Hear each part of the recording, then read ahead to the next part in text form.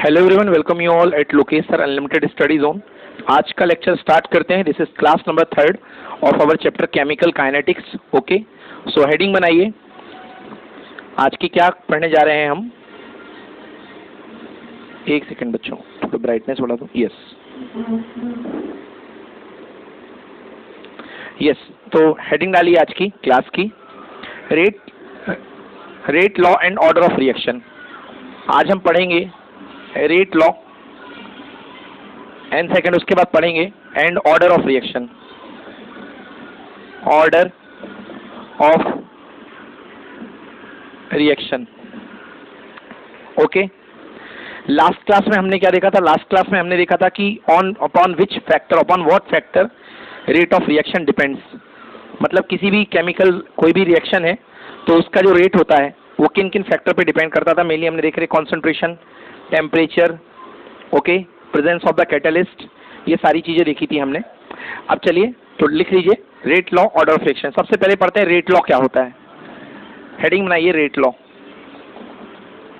Rate law, okay, rate मतलब रफ्तार, दर, नियम। ओके, तो रेट लॉ आपको क्या देता है बेटा? Rate law explain the depends of rate of reaction. लिखो rate law explains the dependence of rate of reaction. Explain the dependence of rate of reaction. Reaction मतलब रेट ऑफ रिएक्शन की dependence बताता है किसके ऊपर? On concentration of species, on concentration of different species, on concentration of different species in A reaction. मतलब जो different species हैं उनकी कंसंट्रेशन पे कैसे डिपेंड करेगा, है ना? उनकी कंसंट्रेशन पे कैसे डिपेंड करेगी? कौन? Rate of reaction. कि rate of reaction different species जो प्रेजेंट हो रही हैं, स्पीसीज मतलब चाहे वो ए हो, चाहे वो बी हो, चाहे वो कैटलिस्ट बैठा हो ऊपर, चाहे वो डी बने और ई बने, मतलब जितने भी हैं इनकी किसी की भी कंसंट्रेशन पर कैसे कोई रेट ऑफ रिएक्शन डिपेंड करेगी। समझ गया ना? ये रेट लॉ बताता है कि रेट लॉ जो है डिफरेंट स्पीसीज की कंसंट्रेशन पर कैसे डिपेंड कर रही है। धीरे डिपेंड कर रही है, तेज डिपेंड कर रही है। अब धीरे और तेज को कैसे शो करते हैं? पावर्स में। अगर ए की पावर 1 है मतलब कम तेजी से, ए की पावर 2 है मतलब और फास्ट डिपेंड कर रही है, ए की पावर 3 है तो और ज्यादा। तो इस तरीके से अपन ये रेट लॉ दे सकते हैं कि किस रफ्तार से मिल सकता है। सेकेंड लिखिए, this dependence is very complex. This dependence is very complex as it changes with change in concentration of species। देखो ये डिपेंडेंस बहुत ही कॉम्प्लेक्स होती है देखा जाए तो, बट हमें इसके बारे में नहीं जानना है। हमें केवल ऊपरी जो छोटी छोटी बातें हैं वो देखनी है। यदि आप देखोगे कि कंसंट्रेशन पर एग्जैक्टली कैसे डिपेंड करती है तो ये एक बहुत कॉम्प्लेक्स थ्योरी है, इसको हमको डिस्कस नहीं करना है। ये डिपेंडेंस कैसे होती है ये अपन को डिस्कस नहीं करना है। ओके, हमको केवल simple form of dependence study करनी है। तो लिखो we have to study, we only need to study the simplest form of dependence. हमको केवल सिंपल डिपेंडेंस टाइप पढ़नी है, जो बोलते हैं ना first order, second order, third order, है ना? तो हमको केवल सिंपल फॉर्म ऑफ डिपेंडेंस पढ़ना है, हमको ज्यादा खतरनाक फॉर्म ऑफ डिपेंडेंस नहीं पढ़ना है। ओके, चलिए अब देखिए जो केवल एक ही मेथड है। आप बोलोगे भाई कि रेट लॉ कैसे डिफाइन हुआ, रेट लॉ कैसे पता चला कि कौन किस पे डिपेंड करता है? मतलब रेट ऑफ रिएक्शन ROR, कोई रिएक्टेंट है A, कोई रिएक्टेंट है B, इनकी कंसंट्रेशन पर कैसे डिपेंड कर रहा है? कैसे डिपेंड कर रहा है? कैसे मतलब क्वेश्चन मार्क, कैसे डिपेंड कर रहा है? इसको किसने बताया? बेटा ये स्टडी पूरे तरीके से एक्सपेरिमेंटल है, मतलब विदाउट एक्सपेरिमेंट के ये हम पता नहीं कर सकते। ये बात केवल लेबोरेटरी में ही पता चलती है कि कौन किस पे डिपेंड करेगा। और हम यहाँ बोर्ड पे जो बातें ऑलरेडी पता चल चुकी हैं लेबोरेटरी पे कि ऐसा होता है तो ऐसा होता है, क्योंकि हम एक्सपेरिमेंट तो कर नहीं सकते ना यहाँ पे, तो हमें वो fix examples, fix rate of reactions particular वो हमें याद करनी है एज इट इज। समझ में आ गया ना? हाँ, हम उनकी कैलकुलेशन जरूर कर सकते हैं मगर वो जैसी हैं वैसी हैं कि इस पे डिपेंड कर रहा है तो इस पे डिपेंड कर रहा है। अगर H2 प्लस Cl2 बनाता है 2HCl तो ये आता है कि भैया रेट ऑफ रिएक्शन हाइड्रोजन की कंसंट्रेशन पे कितने पावर से, 0 पावर से, और क्लोरीन की कंसंट्रेशन पे कितने पावर से, 0 पावर से। मतलब ना तो हाइड्रोजन पे डिपेंडेंस है ना तो क्लोरीन पे डिपेंडेंस है, समझ गए ना। बट सर बैठे तो दोनों हैं, मगर रेट लॉ जब एनालिसिस किया गया, जब एक्सपेरिमेंटल स्टडी की गई तो पता चला कि ना ये हाइड्रोजन पे डिपेंड करता है ना ये क्लोरीन पे डिपेंड करता है। तो इसको हमें एज इट इज रटना है। बोलो कोई बात तो नहीं है ना, ठीक है ना। तो इसको हमको एज इट इज तो लिख लो बेटा note. Only one method that is called experimental method is the way to know, only one method that is called experimental method is only the way to know how rate of reaction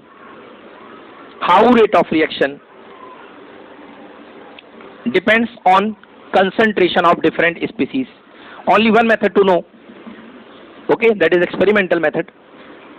Okay, by the help of experimental method only we can know that how, कैसे rate of reaction different species पे depend कर रही है।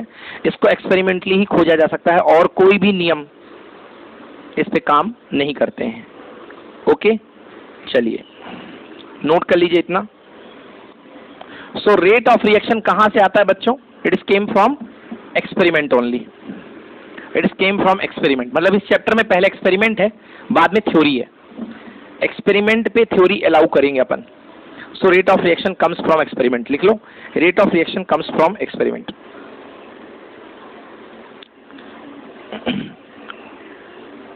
चलिए अब फंडा क्या है थोड़ा समझो कि रेट लॉ लिखते कैसे हैं अपन।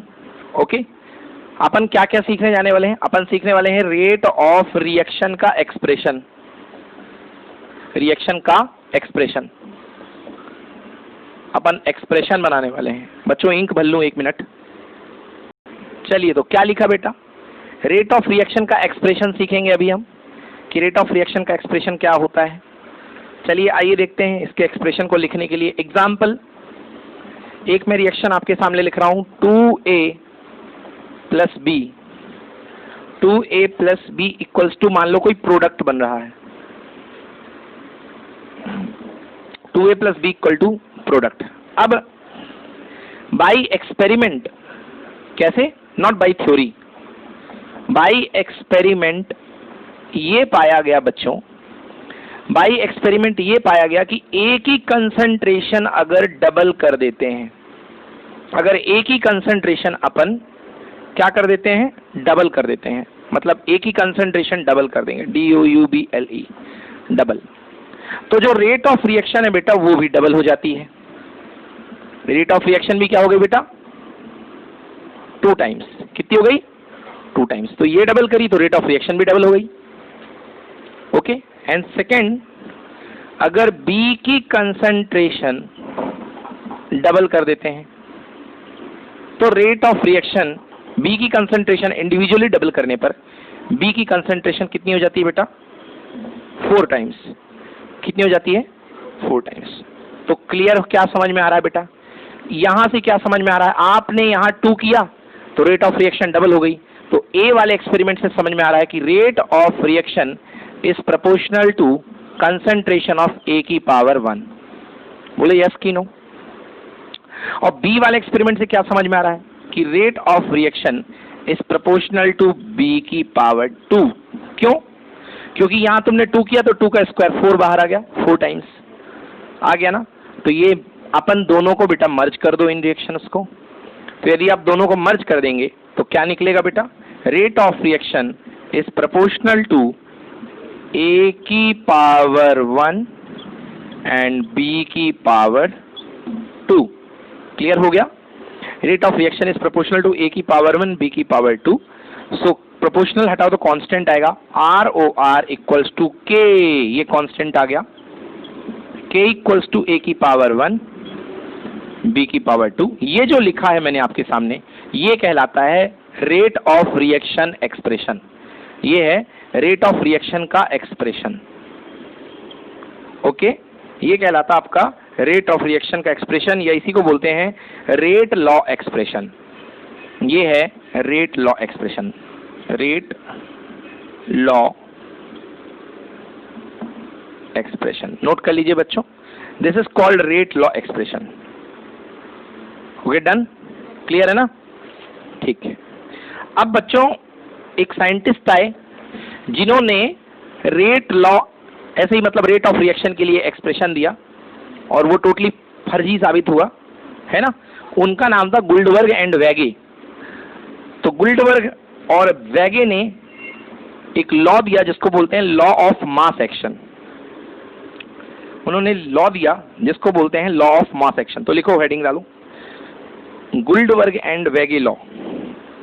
गुल्डबर्ग एंड वेगे, GULD, गुल्डबर्ग BERG एंड WAGGE, वेगे ने कौन सा लॉ दिया बेटा? लॉ ऑफ मास एक्शन, ये दिया बेटा, लॉ ऑफ मास एक्शन। तो लॉ ऑफ मास एक्शन में इन्होंने कहा कि किसी भी रिएक्शन की जो रेट ऑफ रिएक्शन होती है इज डायरेक्टली प्रोपोर्शनल टू वो रिएक्शन के रिएक्टेंट AB की पावर में आएंगे उनके स्टीशियोमेट्रिक कोफिशिएंट। जैसे एग्जांपल के लिए 2A प्लस B, मान लो ये प्रोडक्ट बना रहा है, तो A का स्टीशियोमेट्रिक कोफिशिएंट क्या है? 2, तो यहाँ पे पावर में 2 आएगा। B का कौन है? 1, तो ये 1 आएगा। So rate of reaction is equal to K, A की पावर 2 और B की पावर 1। ये था गुल्डबर्ग एंड वेगे लॉ। उन्होंने सिद्ध कह दिया कि भैया जो रेट ऑफ रिएक्शन है ये इसके अकॉर्डिंग चलती है, स्टीशियोमेट्रिक कोफिशिएंट के अकॉर्डिंग चलती है। बट ये बात टोटली गलत निकली। बोलो यस की नो? एक्सपेरिमेंट किए गए, देखा गया, तो ये तो थ्योरेटिकल उन्होंने लॉ दी है कि ऐसा होता है, बट एक्सपेरिमेंटली स्टडी से देखा गया तो बोले ये लॉ तो टोटली बिल्कुल फर्जी है, ऐसा बिल्कुल भी नहीं है, ऐसा बिल्कुल भी नहीं है। क्लियर हुआ ना? तो ये लॉ जो था वो केवल बहुत ही कम रिएक्शंस में लगा। एक्चुअली वो रिएक्शन जिन पे ये लॉ वैलिड हुआ वो थी सिंगल स्टेप रिएक्शन। कौन see step? Single step reaction. अब ये सिंगल स्टेप रिएक्शन क्या है, ये मैं जब आपको रिएक्शन मैकेनिज्म पढ़ाऊंगा तब बताऊंगा कि सिंगल स्टेप रिएक्शन का मतलब क्या होता है।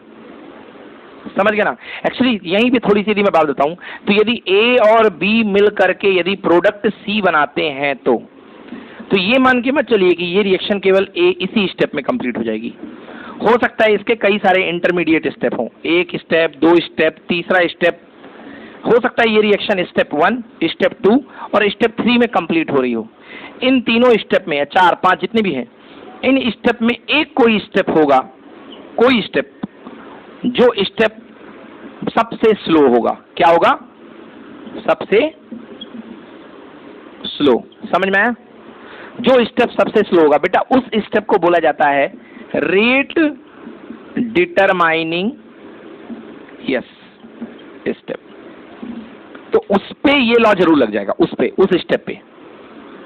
बट भैया उस पे लग जाएगा इसका मतलब इस पे थोड़ा ना लग जाएगा। तो अब रेट डिटरमाइनिंग स्टेप पहले पता करो। तो पता करने के लिए कहां जाना पड़ेगा? लैब में। लैब में क्या करोगे? एक्सपेरिमेंट। इसलिए रेट ऑफ रिएक्शन का एक्सप्रेशन लिखने के लिए कौन मदद करेगा आपकी? केवल और केवल इस एक्सप्रेशन को लिखने के लिए आप एक्सपेरिमेंटल स्टडी से ही लिख सकते हो। थ्योरेटिकल से कोई काम बनने वाला नहीं है। समझ में आया? रफ कर दूं? चलिए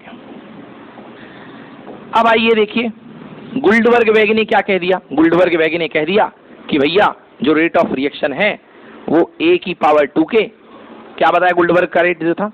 rate of reaction is equal to K, A की पावर 2 B की पावर 1। ये गुल्डबर्ग साहब की बात थी। ओके, सही तो है, बट मैंने बताया only very few reaction, not for all type of reaction. सभी प्रकार की रिएक्शन के लिए ये बात सही नहीं है, केवल कुछ ही रिएक्शंस के लिए ये बात सही है। आई बात समझ में ना? हर प्रकार की रिएक्शन के लिए ये बात सही नहीं है।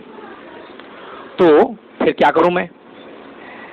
तो इसकी अब मैंने एक्सपेरिमेंटल स्टडी करी। ये रिएक्शन की मैंने एक्सपेरिमेंटल स्टडी करी। मैं लेबोरेटरी में गया और मैंने एक्सपेरिमेंटल स्टडी करी। तो बाई एक्सपेरिमेंट मुझे क्या पता चलता है?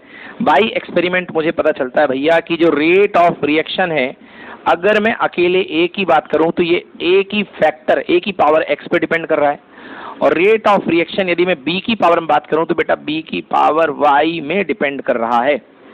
दोनों को मिला दो, दोनों को मिला दोगे तो भैया मेरे जो रेट लॉ एक्सप्रेशन बनेगा, रेट लॉ एक्सप्रेशन क्या बनेगा, R equals to K A की पावर x और b की पावर कितना y, के ए की पावर x और b की पावर y अपन के पास बनेगा। ठीक है ना। अब जान लीजिए यहाँ पे मतलब टोटल a की x पावर पे और b की y पावर पे। अब जो जो टर्म आए हैं उनके बारे में इंट्रोडक्शन दे दूं। भैया a क्या है, a है concentration of a, reactant A, concentration box A मतलब concentration of reactant A। Box B का मतलब क्या है बेटा, concentration of reactant B। Okay, X क्या है, X कहलाता है ऑर्डर, X क्या कहलाता है, order of reaction with respect to A, order of reaction with respect to A, मतलब रिएक्शन की ऑर्डर केवल किसके रिस्पेक्ट में, अकेले ए के रिस्पेक्ट में, कि ए की कंसंट्रेशन के आधार पे कैसे वेरी हो रही रेट ऑफ रिएक्शन।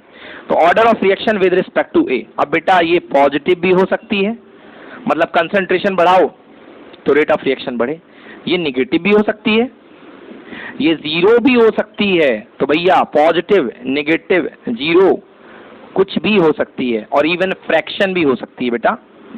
तो ये फ्रैक्शन पॉजिटिव नेगेटिव जीरो कुछ भी हो सकती है, समझ में आ गया ना। ये तो order of reaction with respect to A. अगर मैं y की बात करूं तो y क्या है बेटा, order of reaction with respect to b। बोलो yes, order of reaction with respect to a था, हाँ ये लिखा हुआ है, और ये order of reaction with respect to y।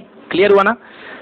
अगर x और y को आप टोटल ऐड कर दो तो ऑर्डर A की ऑर्डर B की, तो क्या आ जाएगा बेटा, total order, total order of reaction. Note करिए, अगर x और y को आप ऐड कर देते हैं तो ये आपके पास आ जाता है टोटल ऑर्डर ऑफ रिएक्शन, मतलब इसे ही बेटा बोलते हैं n। Very important, what is n, n equal to x plus y। Total order of reaction, ये भी पॉजिटिव हो सकता है, ये भी निगेटिव हो सकता है, ये फ्रैक्शनल भी हो सकता है, ये कैसा भी हो सकता है। ओके, और हो सकता है ये जीरो है। जब टोटल जीरो आ जाएगा मतलब x plus Y equal to कितना, जीरो, तो डिपेंड ही नहीं करेगा। ओके, सो नोट कर लीजिए, तो ये हो गया टोटल ऑर्डर ऑफ रिएक्शन। अब आइए बात करते हैं k के बारे में। k का नाम क्या था बेटा, k का नाम है रेट लॉ कांस्टेंट। क्या नाम है, रेट लॉ कांस्टेंट। तो आइए k के बारे में बात कर लेते हैं, k की यूनिट भी निकाल लेते हैं, है ना। चलिए रफ कर देते हैं।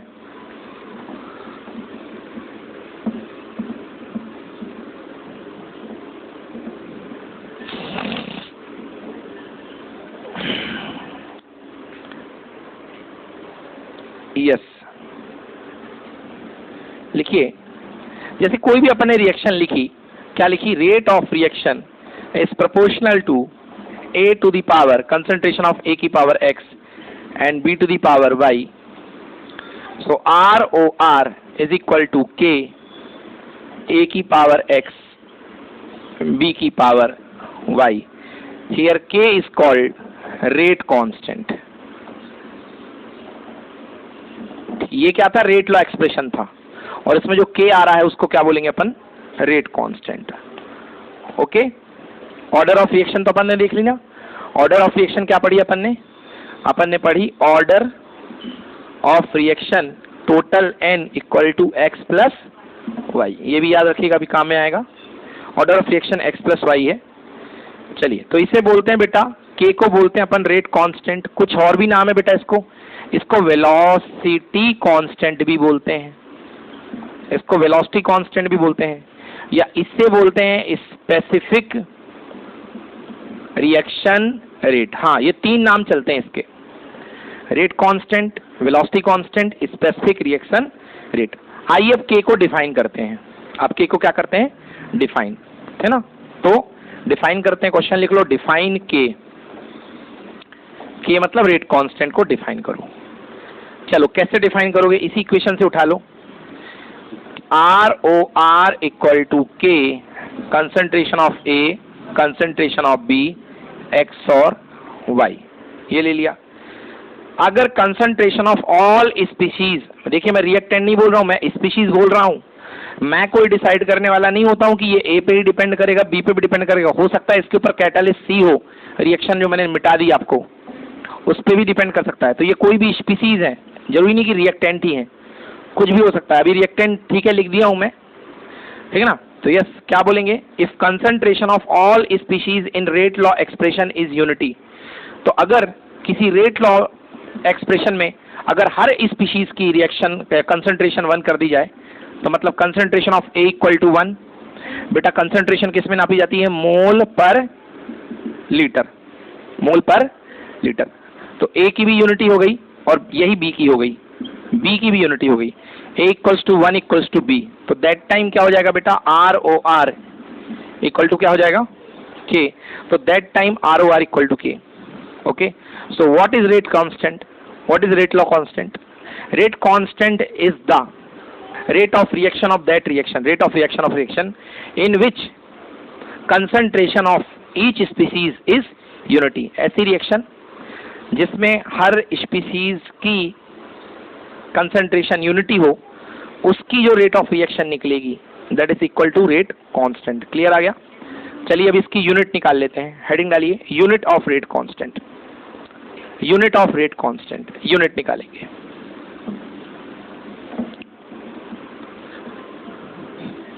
यूनिट ऑफ रेट कांस्टेंट देखिए क्या था भाई, ROR equals to K, A की पावर X, B की पावर Y। सो K को अलग कर लो, ROR अपॉन A की पावर X, B की पावर Y। बोलो होगा कि नहीं होगा, ROR A की पावर X, B की power Y। Rate of reaction मैं शुरुआत में ही पढ़ा चुका हूं, रेट ऑफ रिएक्शन की यूनिट क्या होती है, मोल पर लीटर पर सेकेंड। याद आया रेट ऑफ रिएक्शन? सो ये हो गया मोल पर लीटर सेकेंड इनवर्स, मोल पर लीटर पर सेकेंड। ये क्या आएगा बेटा, ये आएगा मोल पर लीटर की पावर X, कंसंट्रेशन है ना ये तो, और ये क्या आएगा, ये आएगा मोल पर लीटर की पावर Y। बोलो यस और नो? देखो ध्यान से, मोल की पावर एक ऊपर है कि नहीं है? अब यहां पावर बनेगी X तो ऊपर जाएगी तो आएगी -X, यहां पावर बनेगी Y तो ऊपर आएगी पावर कितना, -Y। यस और नो? -X -Y, लीटर की पावर -1 है, 1 लीटर यहां से 1 लीटर यहां से, X पावर Y पावर और ऊपर -1, तो ये बन गया कितना बेटा, लीटर की पावर X प्लस Y और ऊपर -1, नीचे X और Y पावर। सही बोल रहा हूं ना, X plus Y -1, X plus Y -1 और इनटू क्या निकलेगी भाई, सेकेंड इनवर्स। क्या निकलेगी, सेकेंड इनवर्स। यदि आपको इसमें दिक्कत हो रही बेटा तो आप इसको ऐसे भी लिख सकते हैं, चलो नहीं ऐसे मत लिखो, वैसे ही लिखे रहने दो, लीटर की पावर X प्लस Y -1 और सेकेंड इनवर्स। सेकेंड में तो कोई हस्तक्षेप नहीं है, बोलो यस और नो? क्लियर हुआ कि नहीं हुआ? देख बेटा ध्यान से, X मोल की पावर 1 माइनस कॉमन ले लो तो क्या बनेगा बेटा, X प्लस Y, लीटर की पावर X प्लस Y -1 और सेकेंड की पावर -1। बेटा मोल की पावर क्या बन गया, 1 माइनस n। बोलो यस की नो? मोल की पावर 1 माइनस n। ये लीटर की पावर क्या बन गया, n-1 और ये क्या बन गया, सेकेंड का इनवर्स। समझ में आया? अगर बेटा मैं यदि लिखूं मोल की पावर 1 माइनस n और लीटर को यदि मैं नीचे ले आऊं तो नीचे जाके नेगेटिव पावर हो जाएगी, तो ये लीटर की पावर भी क्या बन जाएगी, 1 माइनस n ही बन जाएगी। अरे जैसे x इनवर्स को नीचे ले जाओ तो 1/x हो जाता है पॉजिटिव पावर, तो उधर से साइन चेंज हो जाएगा, पहले n-1 था फिर हो जाएगा क्या n, और इनटू सेकेंड इनवर्स। क्या बन गया फाइनल पावर, मोल पर लीटर की power 1 minus n second inverse. Note करिए बेटा, किसी भी डिग्री, किसी भी ऑर्डर ऑफ रिएक्शन के लिए ये आ गई है रेट ऑफ रिएक्शन की यूनिट। साफ दिख रहा है बच्चों कि जो रेट ऑफ रिएक्शन की यूनिट आ रही है के, यूनिट ऑफ के, वो n पे डिपेंड कर रही है, मतलब टोटल ऑर्डर ऑफ रिएक्शन पे डिपेंड कर रही है। वेरी इंपॉर्टेंट बेटा, यूनिट लिख लो, मोल पर लीटर की power 1 minus n second inverse. ये है के की unit, unit of K, unit of K, unit of rate constant, unit of velocity constant. Okay, note कर लीजिए। तो ये साफ दिख रहा है भाई, ये डिपेंड कर रही है n पे।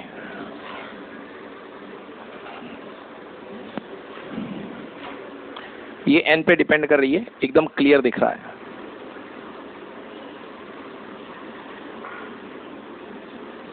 ठीक है जी,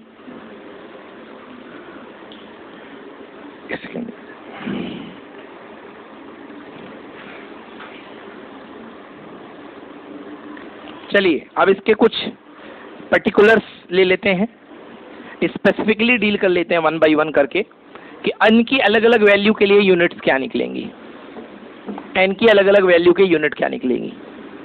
वैसे क्या यूनिट निकली, यूनिट ऑफ के, मोल पर लीटर की power 1 minus n and second inverse. ठीक है ना, तो यहां लिखो बेटा order of reaction,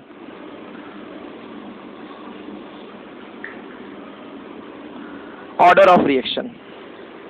okay, order of reaction मतलब n, और यहां पे इसका लिखो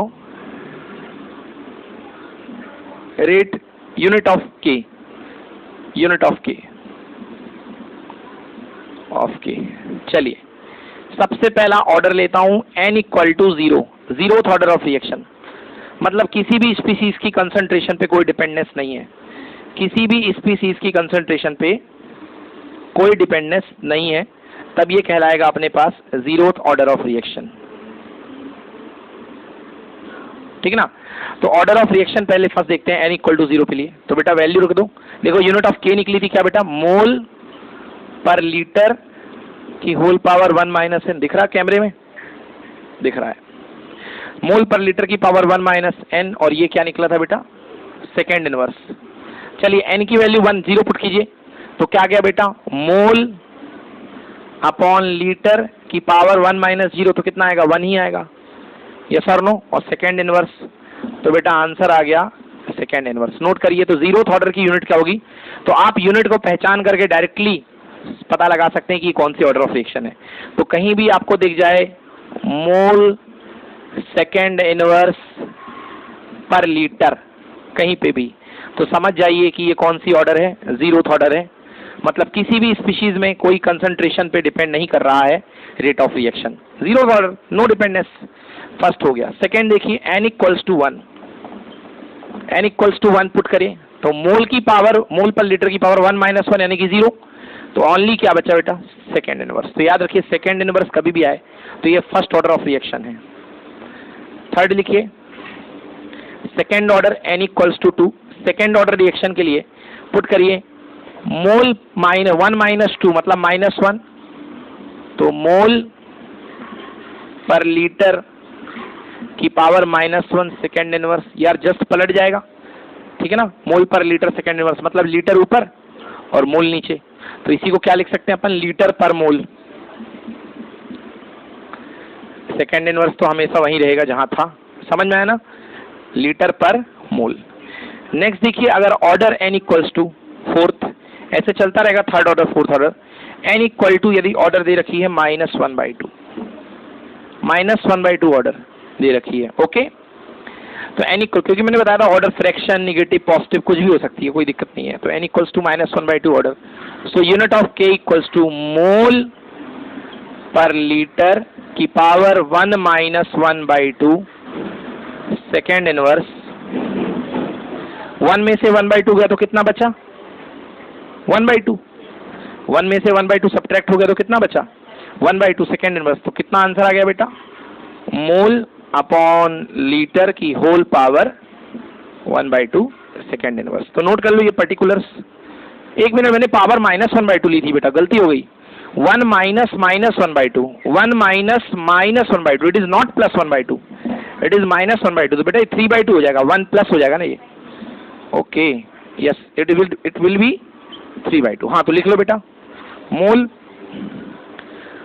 अपॉन लीटर की पावर 3/2 और सेकेंड इनवर्स, ये हो गई ऑर्डर। ठीक है, चलो नेक्स्ट लिखिए, नेक्स्ट क्वेश्चन। चलिए इस पर एक क्वेश्चन कर लेते हैं, है ना। तो यार ये रखिएगा मेन फॉर्मूला है ये चीज, K इक्वल्स टू ऑर्डर जो है मोल अपॉन लीटर की whole power 1 minus n second inverse, ये फॉर्मूला याद है तो बहुत कुछ सही रहेगा। नेक्स्ट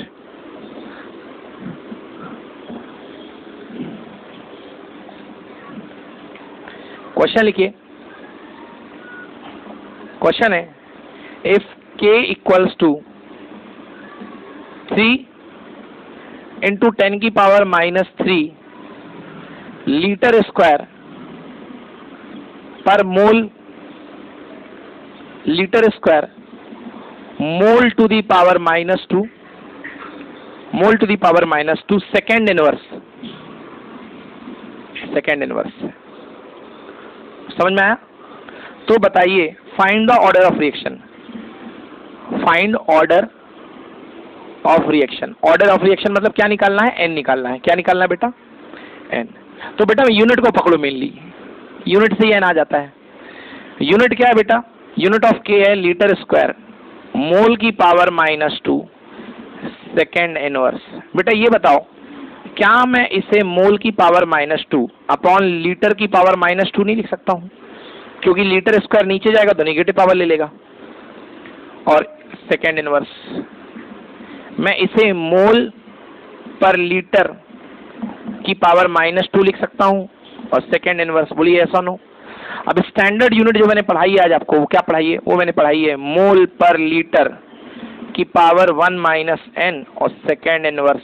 तो 1 माइनस n यहाँ कौन लेके बैठा हुआ है, माइनस 2, यानी 1 minus n equal to minus 2, n यहाँ चला जाएगा प्लस हो जाएगा, और ये हो जाएगा 1 plus 2, answer n equal to कितना।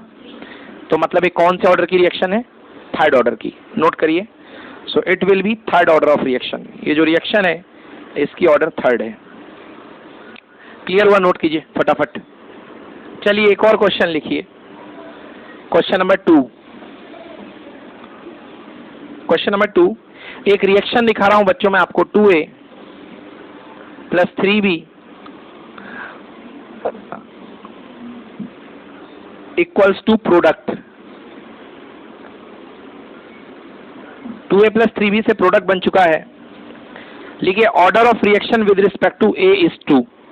A के रिस्पेक्ट में ऑर्डर ऑफ रिएक्शन 2 है, मतलब ये क्या था, ये X, क्या था ये X। लिखो order of reaction with respect to A is 2. Second, order of reaction with respect to B is -1.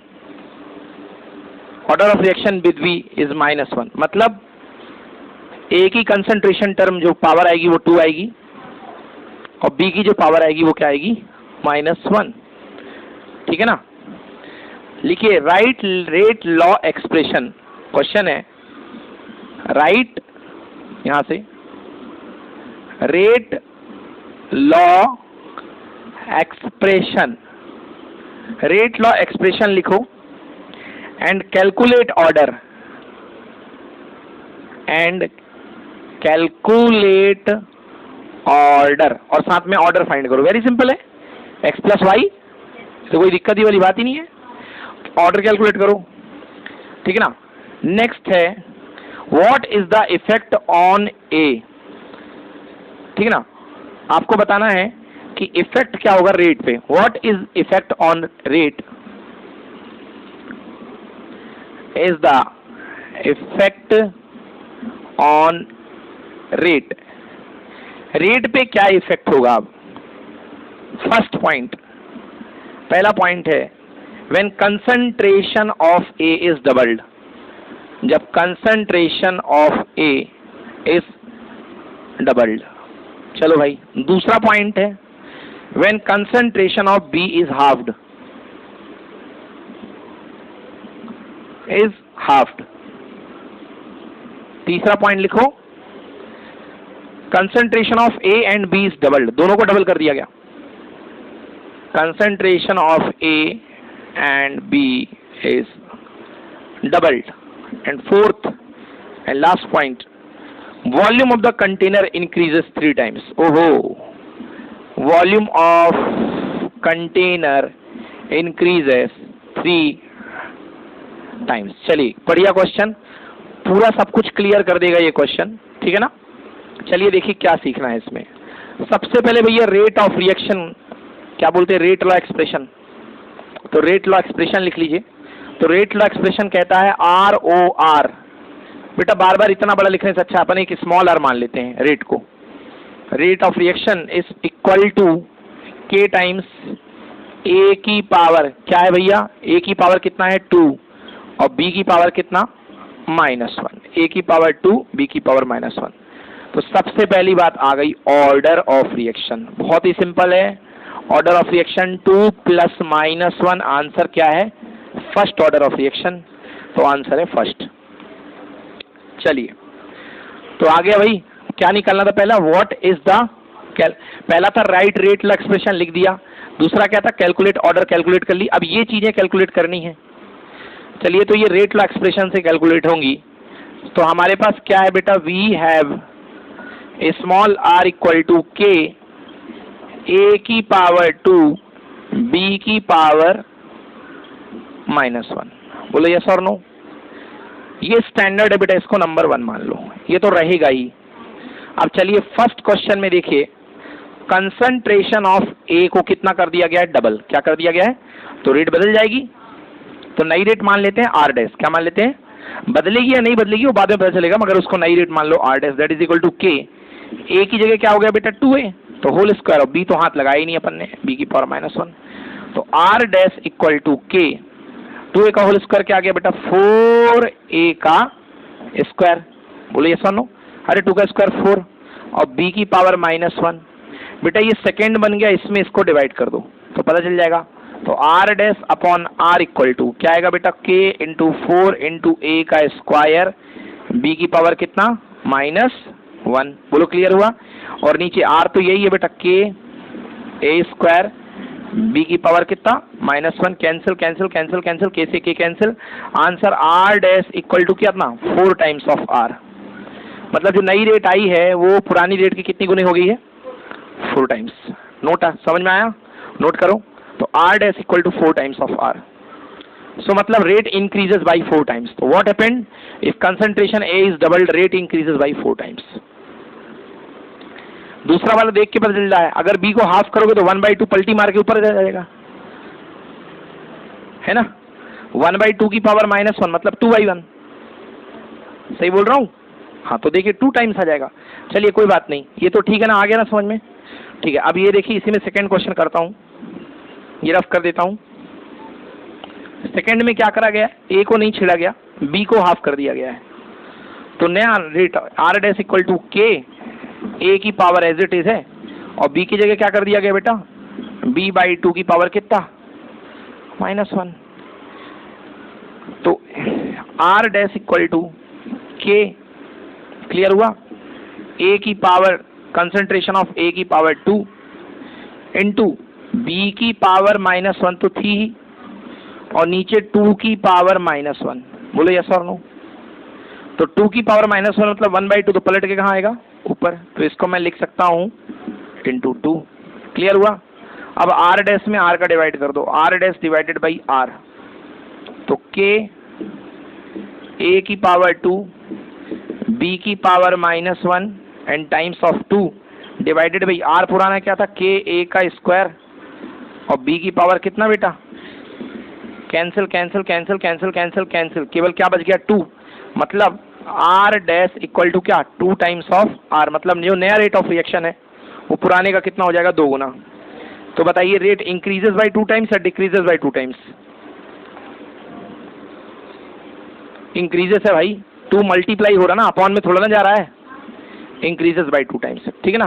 Third वाला देखिए, थर्ड वाला पॉइंट है, सेकेंड भी हो गया। When concentration of A and B is doubled, दोनों को डबल कर दिया गया। चलो दोनों को डबल करते हैं, दोनों को ही डबल कर दिया गया तो क्या होगा देखिए, यदि दोनों को डबल कर दोगे तो क्या होगा।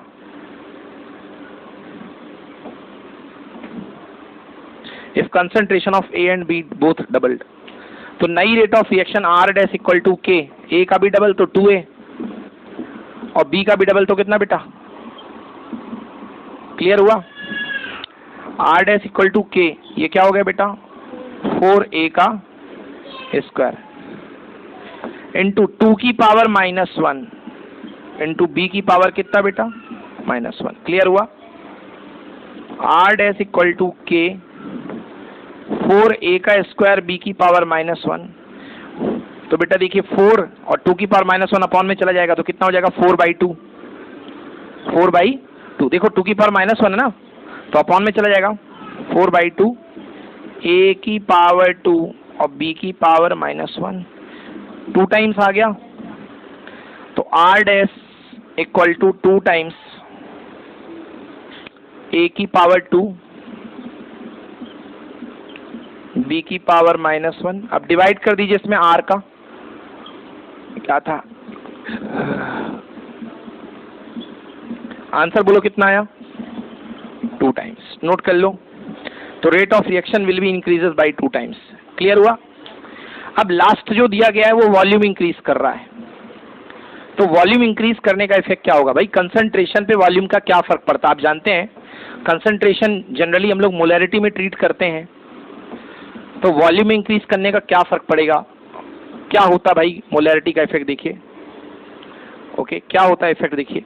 हम जानते हैं कि मोलैरिटी इक्वल टू होता है नंबर ऑफ मोल्स पर यूनिट वॉल्यूम, बोले यस और नो, नंबर ऑफ मोल्स पर unit volume.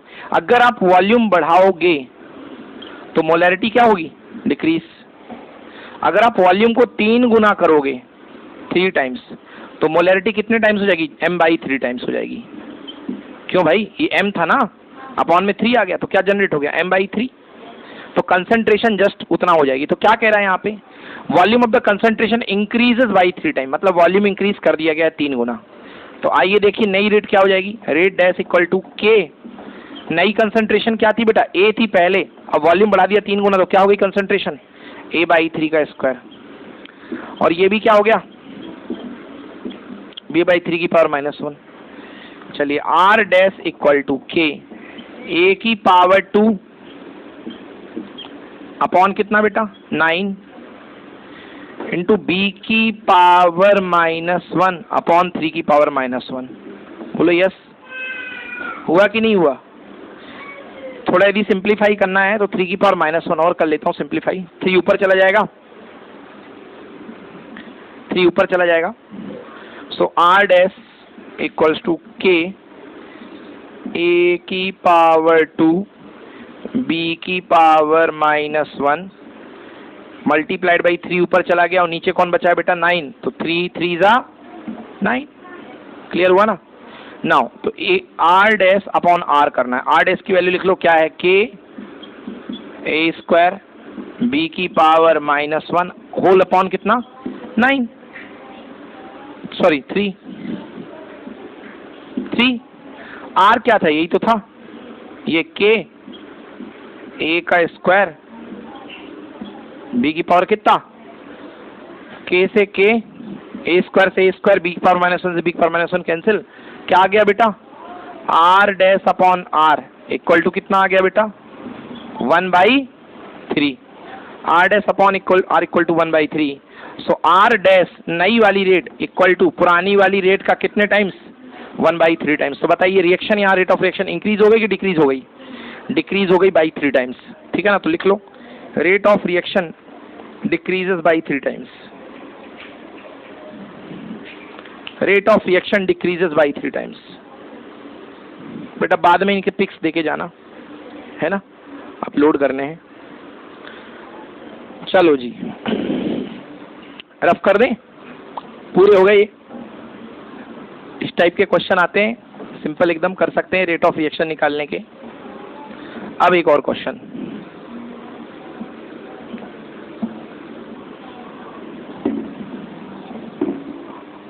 Do not touch.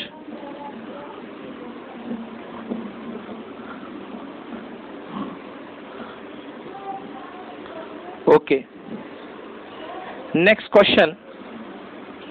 Question लिखिए, एक रिएक्शन दे रहा हूं 2A प्लस बी से बन गया प्रोडक्ट, 2A प्लस बी से प्रोडक्ट बन गया है।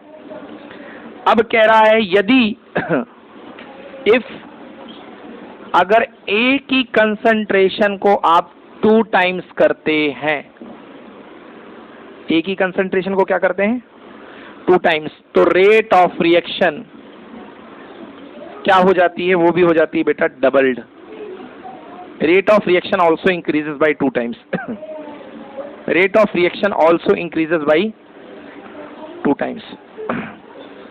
सेकेंड है कंसेप्ट, सेकेंड पॉइंट है if A is double 2 times, double alone, if A is double alone, alone मतलब अकेले, यहां भी अकेले ही लिखा मैंने, है ना, तो रेट ऑफ रिएक्शन भी 2 टाइम्स हो गई। सेकेंड है व्हेन A एंड B दोनों को ही डबल्ड किया गया, बोथ डबल्ड,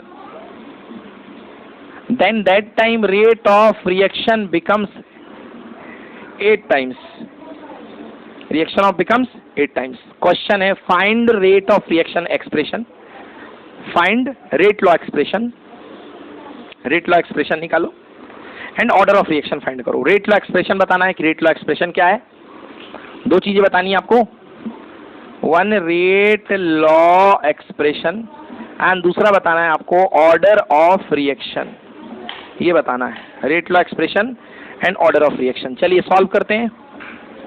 सॉल्यूशन, भाई क्या बनेगा इसका rate law expression, R is equal to K, है ना, इसका रेट लॉ एक्सप्रेशन लिख रहा हूं, R equal to K A की पावर X और B की पावर Y।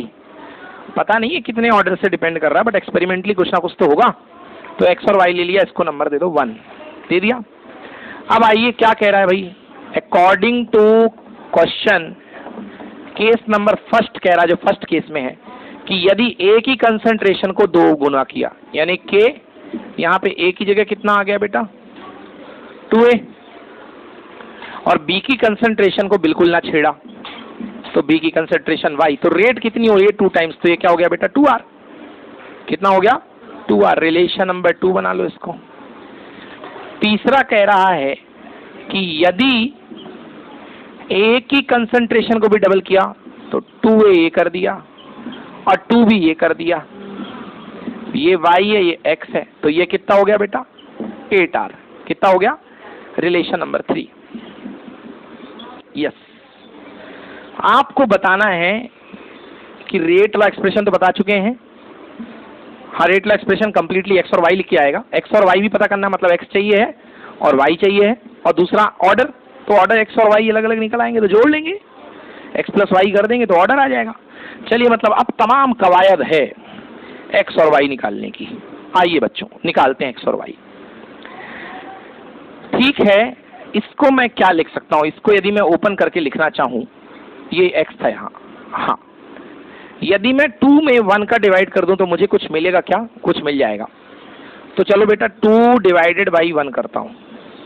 2 क्या है 2R, ये है R, देखो 2 में 2R है, R है, ऊपर क्या है K, ऊपर है K, इसको यदि ओपन करूंगा बेटा तो 2 की पावर X आएगा और A की पावर X आएगा, देखो 2 की पावर X A की पावर X, और ऊपर B की पावर Y, नीचे K 2 की पावर ना K A की पावर X B की power Y, cancel cancel cancel cancel cancel cancel, R से R कैंसिल, 2 इक्वल टू 2 की पावर X, X की वैल्यू क्या रखी जाए कि 2 आ जाए, साफ दिख रहा है 2 की पावर 1 है, तो बेटा पहला आंसर आया X इक्वल टू 1।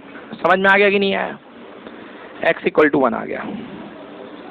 चलिए नेक्स्ट, इसमें इसको थर्ड में सेकेंड को डिवाइड कर दो, थर्ड में सेकेंड को, थर्ड में सेकेंड को, भाई थर्ड क्या है, थर्ड है 8R इक्वल्स टू K 2 की पावर X ए की पावर एक्स, 2 की पावर वाई, बी की पावर वाई। बोलो बेटा, अपॉन सेकेंड क्या है बेटा, 2r के 2 की पावर एक्स, ए की पावर एक्स इंटू बी की power Y. Cancel cancel cancel cancel cancel cancel cancel cancel, और आर से आर भी कैंसिल। कितना आ गया, 4। कितना आ गया, 4। तो बेटा हमारे पास 2 की पावर y बस बचा है, और 2 की पावर y इक्वल टू 4 आ गया। तो 2 की power y equal to 4, so I can write here 2 की पावर y इक्वल टू 2 की पावर 2। कंपेयर करो बेटा, y की वैल्यू कितनी आ गई। सो x इक्वल टू आ गया है, y इक्वल टू आ गया है। जब दोनों वैल्यू आ चुकी हैं बच्चों, तो ऑर्डर लिखने में किस देरी किस बात की, order equal to x plus Y. Answer बोलो 2 प्लस 1, आंसर कितना 3 या 1 प्लस 2 3। अब रेट लॉ एक्सप्रेशन भी लिख दो यहां से, ठीक ना। तो रेट लॉ एक्सप्रेशन कितना आएगा, r equal to rate equal to K, A की पावर x कितना आया था बेटा, x 1 आया था, a की पावर 1 और b की पावर 2। नोट करिए बेटा। तो ये इस तरीके से अपन एक्सप्रेशन भी लिख सकते हैं, ऑर्डर भी निकाल सकते हैं। बोलो बनेगा कि नहीं बनेगा। चलिए, बहुत अच्छी बात है। अगला सवाल करते हैं।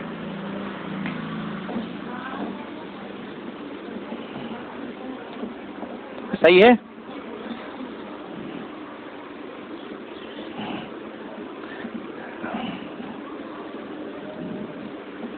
Next question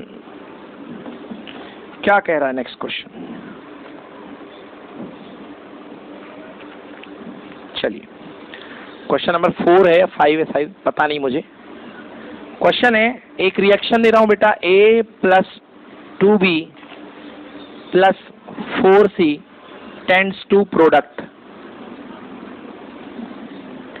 a plus 2b plus 4c tends to product, ये बन रहा है। क्वेश्चन है, when volume of container is doubled rate of reaction decreases 8 times.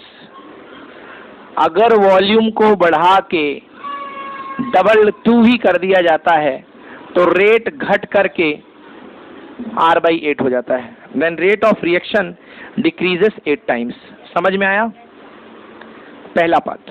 अब दूसरा पार्ट है, यदि, ये तो पहला सिचुएशन है। दूसरी सिचुएशन, यदि A की कंसंट्रेशन को डबल कर दिया जाता है, A की कंसंट्रेशन को डबल कर दिया जाता है और B की कंसंट्रेशन को हाफ कर दिया जाता है, तो रेट ऑफ रिएक्शन, मतलब C में कुछ नहीं हुआ, तो रेट ऑफ रिएक्शन जो है वो इंक्रीज करता है 4 टाइम्स से। मतलब इस सिचुएशन में R बदल करके कितना हो जाता है, 4R। लिख दिया, दिख रहा है ना, R बदल करके 4R हो गया। तीसरी सिचुएशन इस क्वेश्चन में, केवल यदि C की कंसंट्रेशन, A और B को हाथ लगाए बिना यदि C की कंसंट्रेशन को अकेले 4 टाइम्स कर दिया जाता है, मतलब C को बदल करके 4C कर दिया जाता है, तो रेट ऑफ रिएक्शन 64 टाइम्स हो जाता है, R डैश। समझ गया ना, R डैश 64 टाइम्स हो जाता है। बताइए, क्वेश्चन वही है, right rate law expression and find order of reaction. Rate law expression लिखना है and order of reaction find करना है। रेट लॉ एक्सप्रेशन लिखना है and order of reaction find करना, मतलब एक्स वाई जेड 3 वेरिएबल होंगे। मान लीजिए यहाँ पे rate law expression small capital ROR लेते हैं, रेट ऑफ रिएक्शन का एक्सप्रेशन स्मॉल r मान लो, थक जाएंगे नहीं तो हम लोग, इज इक्वल टू के A की पावर x, B की पावर y और C की पावर z। नंबर 1 दे दो बेटा, ROR मिटा दो, मिटाना हो तो मिटा दिया। चलिए पहली सिचुएशन लेते हैं बेटा। फर्स्ट सिचुएशन है, पहली सिचुएशन में R डैश क्या हो गया, R/8। पहला केस है, इक्वल टू के। क्या किया है बेटा, हमने वॉल्यूम को 2 गुना किया है। सब में वॉल्यूम 2 गुना होगा तो कंसंट्रेशन क्या हो जाएगी, हाफ। भूल गए, V बढ़ता है तो कंसंट्रेशन घटती है। तो ये हो गया A/2 की पावर x b/2 की पावर y एंड c/2 की पावर z। बोलो यस की नो। पहला हो गया, से दे दो नंबर 2। दूसरे क्वेश्चन में आइए, a को डबल कर दिया गया है, तो रेट कितनी हो रही है बेटा? रेट हो रही है 4r, तो new rate equal to 4r, a रहेगा, a को तो 2a की पावर x। b कितनी कर दी बेटा? b/2, ओके, तो b/2। अब इसको देख के मत करना, इसको देख के करना।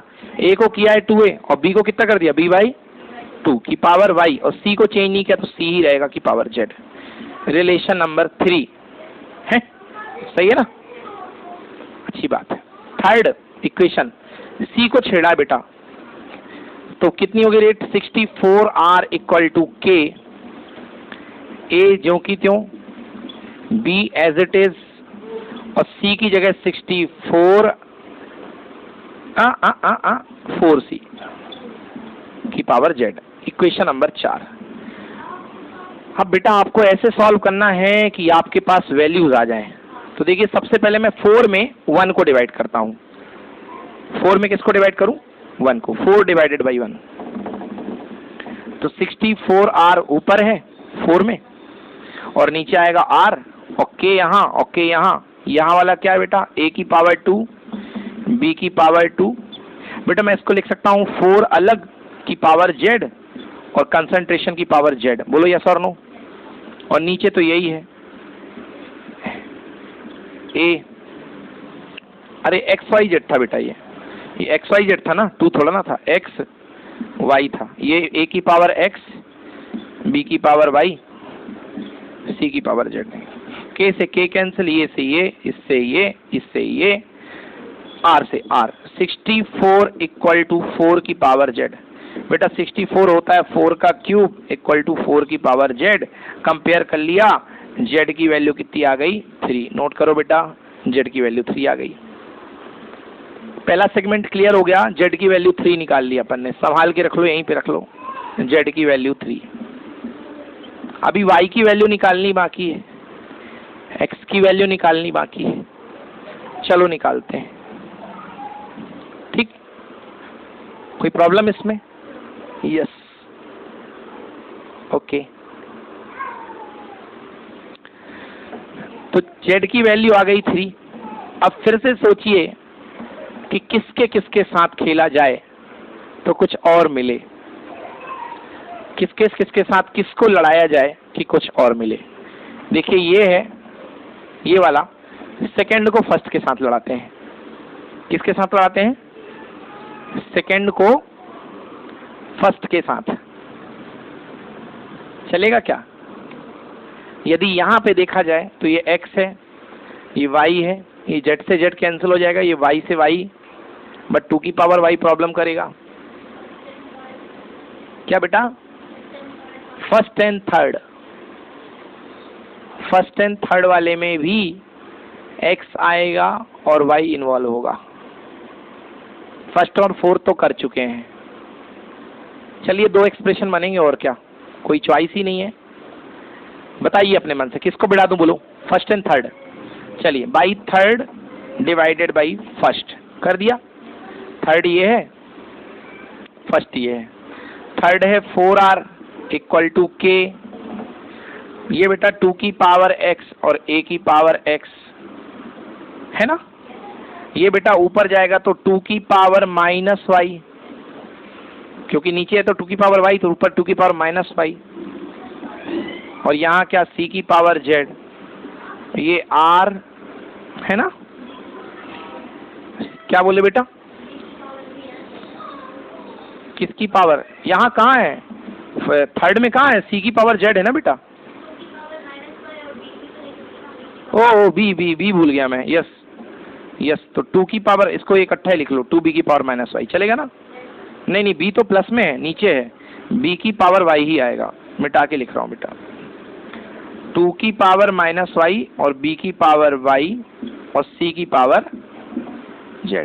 सही है। अब नेक्स्ट किससे डिवाइड करने का मन बना रखा है भाई? अपन ने डिवाइड करने का मन बना रखा है फर्स्ट से, r k a की पावर x बी की पावर वाई सी की पावर जेड। इससे ये कैंसिल, के से के कैंसिल, ए की पावर एक्स ए की पावर एक्स कैंसिल, है ना जी बेटा। और यहाँ क्या बचा, बी की पावर वाई से बी की पावर वाई कैंसिल, क्या बच गया 4r अपॉन मतलब 4 इक्वल टू 2 की पावर x, है ना, इंटू 2 की पावर माइनस वाई। क्लियर है बेटा। बेस सेम हो तो पावर ऐड हो जाती है, तो बेस सेम है पावर ऐड हो जाएंगी, तो 2 की power x minus Y equal to कितना आ गया 4। 2 की power x minus Y equal to 4, तो 2 की पावर x माइनस वाई को मैं लिख सकता हूँ 2 का स्क्वायर। कंपेयर किया तो x माइनस वाई किसके इक्वल आ गया, तो भैया x minus Y equal to 2 आ गया। ठीक है। अब एक इक्वेशन और बनाना है x और y में, तभी ये सॉल्व होगा, तभी ये सॉल्व होगा। बताइए किसको किसको लड़ा दें, एक को फर्स्ट को सेकंड के साथ लड़ा देते हैं, लड़ा दें, फर्स्ट को सेकंड के साथ लड़ा देते हैं। चलिए ये रफ कर दूं, फर्स्ट डिवाइडेड बाई सेकंड कर दूं, फर्स्ट डिवाइडेड बाई सेकंड। तो फर्स्ट क्या है आर के ए की पावर एक्स बी की पावर वाई सी की power Z.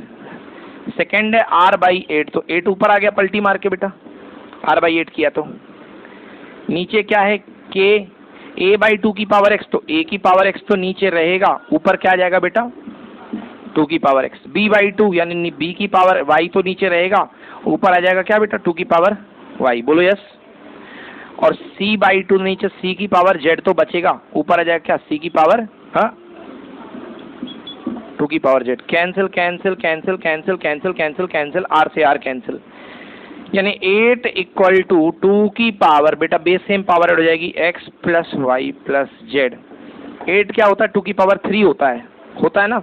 So I can right 2 की पावर, थोड़ा ऊपर लिखूंगा, 2 की पावर 3 इक्वल टू 2 की power x plus Y plus Z. Compare करिए x plus Y plus Z किसके इक्वल 3 के इक्वल, तो x plus Y plus Z equal 3। Z की वैल्यू ऑलरेडी हम निकाल चुके हैं, जेड की वैल्यू ऑलरेडी हम क्या निकाल चुके हैं 3, तो पुट कर दीजिए। तो यहाँ पे यदि पुट कर देंगे तो x plus Y plus Z की वैल्यू 3 इक्वल टू 3, 3 से 3 cancel, x plus Y equal to कितना आ गया बेटा 0, यस। तो दो इक्वेशन तैयार हो गए, एक बन गया x minus Y equal to 2 और दूसरा बन गया x plus Y equal to 0। इनको सॉल्व कर लीजिए एलिमिनेशन मेथड से, जैसे करते रहे 10th क्लास में, ठीक है ना। अब ये सब तो कोई काम का है नहीं क्योंकि x वाई जेड निकल चुका है, तो यहीं लिखता हूँ और कहाँ लिखूँ, ठीक है ना। x minus Y equal to 2 and x plus Y equal to 0, बेटा ऐड कर दे, y से y cancel, 2x equal to 2, x equal to कितना आ गया बेटा 1 आ गया, x की वैल्यू 1 आ गई, x की वैल्यू 1 लिख लो, किसी भी इक्वेशन में इसी में रख दो। x plus Y equal to 0 है, x की वैल्यू कितनी दी आपने 1 plus Y y equal to कितना आ गया -1, ये आ गई बेटा y इक्वल टू -1, ये देखिए -1। तो ये सारी इंडिविजुअल ऑर्डर आ चुकी हैं, सारी इंडिविजुअल ऑर्डर आ चुकी हैं, ठीक है ना। तो अब निकालना है अपन को order of reaction, order of reaction. चलिए ऑर्डर ऑफ रिएक्शन निकाल लेते हैं। क्या होगी order of reaction x plus Y plus Z. तो ऑर्डर ऑफ रिएक्शन, अरे ये तो ऐसे ही दे रखा है, मिल ही चुका है, बीच में ही मिल गया है, तो ऑर्डर लगे हाँ तो निकालना भी नहीं पड़ा, लिख लो order of reaction equal to 3। Equation में ही मिल गया था हमको ऑर्डर ऑफ रिएक्शन, बोलो मिल गया था कि नहीं मिला था। तो हमें ड्यूरिंग द वर्क ही हमें ऑर्डर ऑफ रिएक्शन मिल गया था, that is equal to 3। So लिखिए hence order of reaction equal to 3। Rate law लिख दो भाई, रेट लॉ इसमें से बन जाएगा, x की वैल्यू y की वैल्यू z की वैल्यू सब वैल्यू आ चुकी है, ये भी रफ कर दो। तो रेट लॉ एक्सप्रेशन क्या होगा, रेट लॉ एक्सप्रेशन होगा r इक्वल टू के a की पावर x कितना आया बेटा 1, b की पावर y कितना आया आई थिंक -1 आया ना, हाँ b -1 y -1 and c z equal to कितना 3। नोट कर लीजिए ये है रेट लॉ एक्सप्रेशन।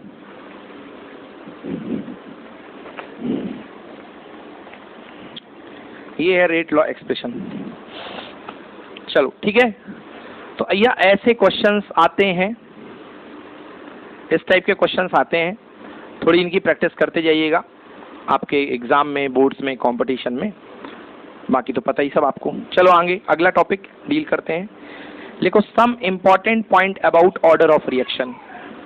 ये हो गई बातें, अब कुछ जनरल बातें कर लेते हैं जो आपको ध्यान रखनी है। लिखिए some important point about order of reaction. Order of reaction के संदर्भ में कुछ महत्वपूर्ण बातें।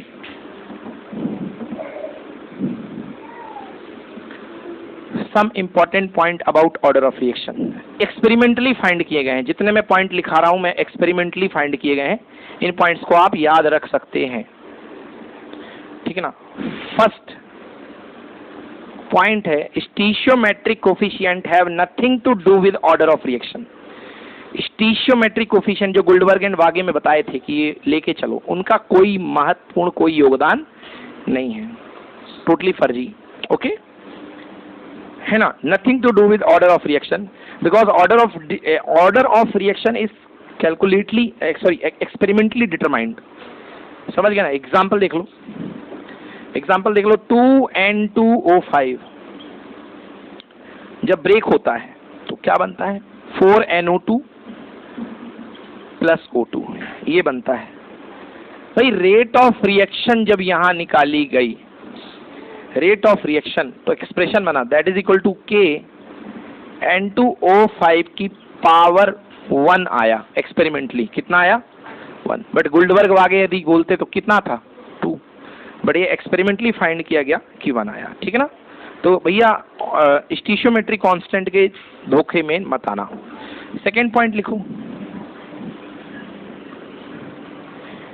इन rate law concentration term of product may be present. जरूरी नहीं है कहीं, बट किसी किसी रिएक्शन में प्रोडक्ट की कंसंट्रेशन भी रंग दिखाती है, प्रोडक्ट का कंसंट्रेशन का भी हाथ होता है। तो in rate law concentration term of product may be present.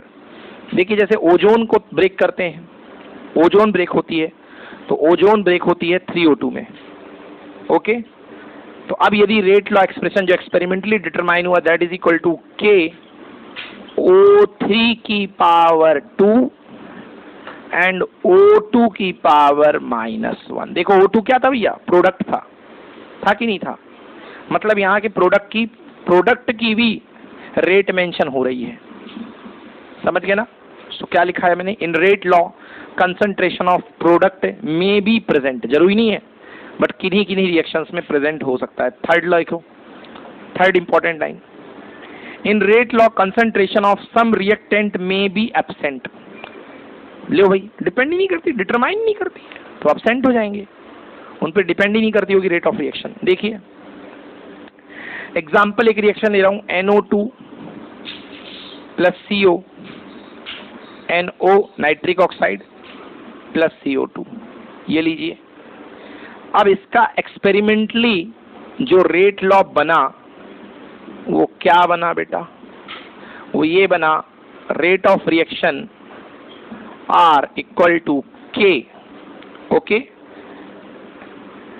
NO2 की कंसंट्रेशन पावर 2। देखो कोफिशिएंट भी नहीं है और पावर 2 आ गया, और दूसरा CO कार्बन मोनोऑक्साइड की पावर 0, डिपेंड ही नहीं करता है तो हटा दो, नहीं हटाना तो हटा दो।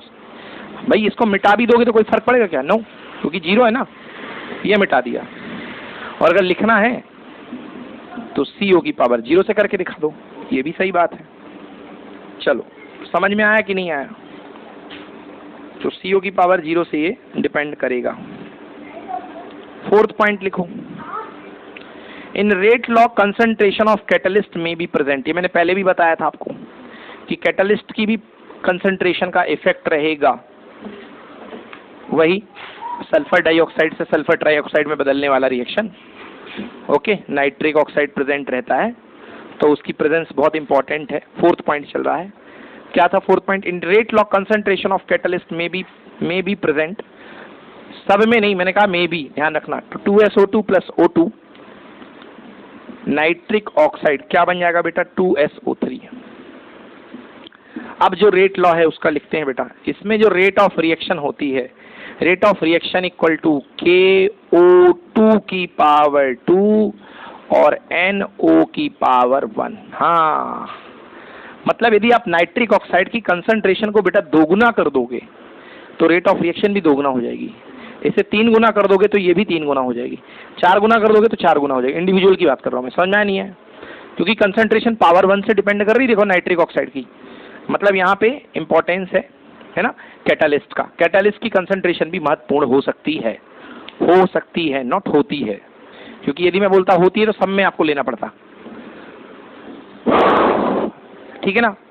अब बात करते हैं थोड़ी सी गुल्डबर्ग वागे की। इतनी मेहनत कर ली थी गुल्डबर्ग एंड वेगे ने, तो भैया गुल्डबर्ग एंड वेगे रूल जो होता है is applicable only for the simple reaction. उन्हीं को बोलते हैं अपन एलिमेंट्री रिएक्शन। समझ गए ना, लिख लो। गुल्डबर्ग एंड वेगे rule is applicable only for simple reaction. Sir ने क्या लिखी है, कौन सी लैंग्वेज? फारसी उर्दू अरबी मिला के लिख दी मैंने, पढ़ लो। सो भैया गुल्डबर्ग वागे की जो रिएक्शन है, जो लॉ है, वो only and only simple reactions में अप्लाइड हुआ करता है। सिंपल एलिमेंट्री रिएक्शन, इसी को बोलते हैं बेटा सिंगल स्टेप रिएक्शन। इसी को बोलेंगे single step reaction. Single step reaction, और सिंगल स्टेप रिएक्शन में एक ही स्टेप होता है। सिंगल स्टेप रिएक्शन में एक ही स्टेप होता है और वही होता है रेट डिटरमाइनिंग स्टेप। क्या होता है? Rate determining step. अब भैया अगर एक ही स्टेप है और वही रेट डिटरमाइनिंग स्टेप है तो कोई दिक्कत वाली बात नहीं है, मगर कॉम्प्लेक्स रिएक्शन जो होती हैं उनमें सिंगल स्टेप होता नहीं है। अब हम कॉम्प्लेक्स रिएक्शन की बात कर लेते हैं। कॉम्प्लेक्स रिएक्शन ऐसी रिएक्शन जो कई स्टेप में होती हैं, कई स्टेप में। अब इनके बारे में हम जब रिएक्शन मैकेनिज्म आपको पढ़ाएंगे on the base of kinematics of reaction, kinetics of reaction, तब आपको दिखाएंगे। अभी थोड़ा सा देख लीजिए, कोई रिएक्शन बाहर देखने पर हो रही है ऊपरी तौर पे 3A + 2B = C, लड़का है 3A + 2B = C। अब ये रिएक्शन बेटा 3 स्टेप में परफॉर्म होती है। कैसे? सबसे पहले 2A आ करके B के साथ भिड़ता है ना, टोटल 3 भी हैं, टोटल 2 भी हैं, तो 2A आ करके भिड़ता है किसके साथ?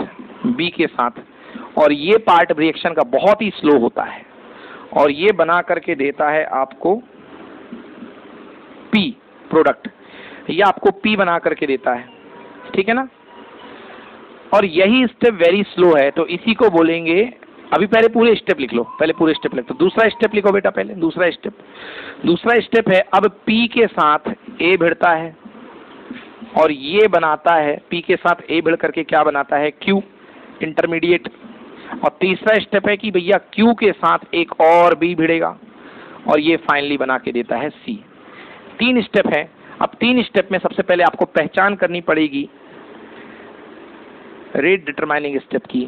जो सबसे स्टेप स्लोएस्ट होगा, ये मान लीजिए पहला वाला सबसे स्लो है, स्लोएस्ट स्टेप, तो यही बनेगा बेटा रेट डिटरमाइनिंग स्टेप। और इसी में गुल्डबर्ग एंड वागे लॉ आप लगा सकते हो। यस, अगर गुल्डबर्ग वागे लॉ लगाना है तो या तो सिंगल स्टेप में लगाओ और या तो आप रेट डिटरमाइनिंग स्टेप में लगाइए। तो यहां पर यदि आप रेट निकालेंगे बेटा तो के रेट इक्वल्स टू आएगा के ए की पावर 2 और बी की पावर 1। समझ में आया? लगा सकते हैं, तो यहां पे मिलेगा। अब देखिए total reaction 3A + 2B = C बन रही, क्या चेक कर लो।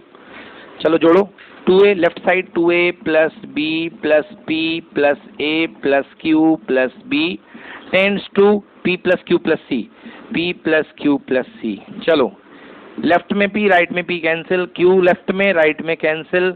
ओके यस, देखिए बेटा 2A, हाँ सही है, और 2A + A कितना हो गया बेटा? 3A, ये 2A और ये कितना हो गया? 3A, और B + B कितना हो गया? इक्वल टू क्या? हाँ, तो क्या देखने को मिला कि ये जो कंप्लीट रिएक्शन थी ये 3 स्टेप में हो रही थी और उन 3 स्टेप में जो सबसे स्लो स्टेप था वो ये था। इसे इसलिए बोला गया क्या? Rate determining step. समझ में आया कि नहीं आया?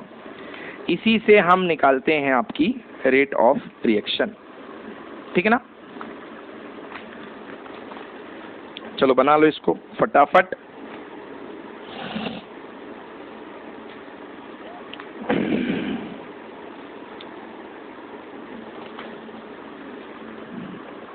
चलिए ये हो गई। अब लिखिए, हेडिंग डालिए, एलिमेंट्री और सिंगल स्टेप और सिंपल रिएक्शन। उसी को एलिमेंट्री बोलते हैं, उसी को सिंपल बोलते हैं, उसी को सिंगल स्टेप बोलते हैं, वही गुल्डबर्ग-वागे वाली। हेडिंग डालिए, एलिमेंट्री और सिंपल और single step reaction. Elementary reaction बोल दो, सिंपल रिएक्शन बोल दो, या सिंगल स्टेप रिएक्शन बोल दो, एक ही बात है। Elementary oblique simple oblique single step reaction, हाँ जी, ठीक है ना। चलिए देखिए, इसमें क्या होगा, ये रिएक्शन एक ही स्टेप में होगी, मतलब इसमें जो स्टेप होगा वही रेट डिटरमाइनिंग स्टेप होगा। यदि ये रिएक्शन का एग्जांपल मैं आपको दे रहा हूँ अपनी रिस्क पे, यदि मैं बोल रहा हूँ कि ये सिंपल सिंगल स्टेप रिएक्शन है 2x + 3y = 4z, तो इसका जो rate of reaction, rate law expression निकलेगा, that is equal to k x⁻² और y⁻3, ये होगा, ये होगा, ठीक है ना। तो इन रिएक्शंस में गुल्डबर्ग एंड वेगे का law of mass action applicable होता है। इन रिएक्शन में गुल्डबर्ग और वेगे का law of mass reaction applicable होता है। इसमें आप लॉ ऑफ मास एक्शन लगाने से मना नहीं कर सकते हो। आइए कुछ एग्जाम्पल देखते हैं। एग्जाम्पल, हाइड्रोजन और प्लस आयोडीन को मिलाते हैं तो ये बनता है बेटा 2HI। ये एक सिंपल और सिंगल स्टेप रिएक्शन का एग्जाम्पल है, याद कर लो इसे। Simple only oblique single step reaction का ये एग्जाम्पल है। यदि यहाँ मैं रेट ऑफ रिएक्शन की बात करूं तो गुल्डबर्ग वेगे लॉ बिल्कुल वैलिड होगा। Rate of reaction equal to k H2⁻1 I2⁻1। Note कर लीजिए, गुल्डबर्ग वेगे लॉ अप्लाई होगा, ठीक है ना। हाँ, मगर याद रखिएगा जो कॉम्प्लेक्स रिएक्शन है उनमें गुल्डबर्ग वेगे लॉ अप्लाई नहीं होगा, पहले भी बताया था। बट लिख लो, बट इन कॉम्प्लेक्स रिएक्शन गुल्डबर्ग वेगे लॉ, ताला लगा दो, नहीं लगेगा, गुल्डबर्ग वेगे लॉ नहीं लगेगा कॉम्प्लेक्स रिएक्शन में। अब एक दो कॉम्प्लेक्स रिएक्शन के एग्जांपल देख लेते हैं ऐसे ही, फिर चैप्टर को एंड करेंगे। चैप्टर को नहीं, टॉपिक को। चैप्टर तो अभी बहुत बड़ा है, अभी तो रेट लॉ पढ़ाऊंगा, first order, second order, third, है ना, हाफ ऑर्डर रिएक्शन बताऊंगा। तो देखिए, एक रिएक्शन यदि मैं बोलता हूँ H2 गैसियस फॉर्म में टकराती है Cl2 गैसियस फॉर्म में, सो बनता है 2HCl, ये भी गैसियस फॉर्म में बनता है। ओके, रेट ऑफ रिएक्शन आप सोच रहे थे कि गुल्डबर्ग वेगे साहब की कृपा से हो जाएगा k H2⁻1 Cl2⁻1, बट ऐसा बिल्कुल नहीं है, ये बिल्कुल गलत है। एक्सपेरिमेंटली जब हम लेबोरेटरी में गए तो हमने क्या पाया, हमने पाया rate of reaction is equals to k।